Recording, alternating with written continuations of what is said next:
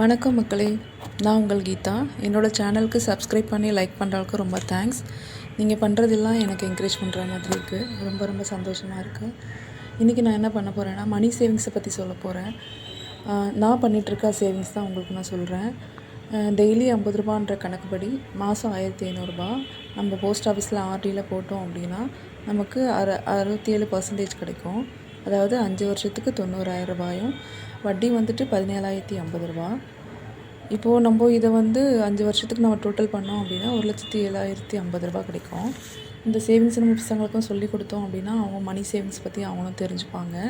நம்ம ஈஸியாக நம்ம சொல்லிக் கொடுக்குறதுக்கும் ஈஸியாக இருக்கும். அவங்க சின்னதுலேருந்தே நம்ம சொன்னோன்னா அவங்க சேவிங்ஸு வீண் செலவு பண்ணாமல் சேவ் பண்ண தெரிஞ்சுப்பாங்க.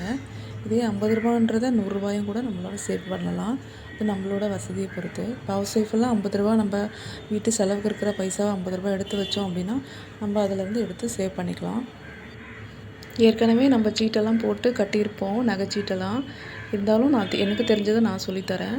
பிடிச்சிருந்தா லைக் பண்ணி சப்ஸ்கிரைப் பண்ணுங்கள். நம்ம எங்கே கட்டுறோம், எங்கே சேவ் பண்ணோன்றதை முக்கியமாக நம்ம ஞாபகம் வச்சுக்கணும்.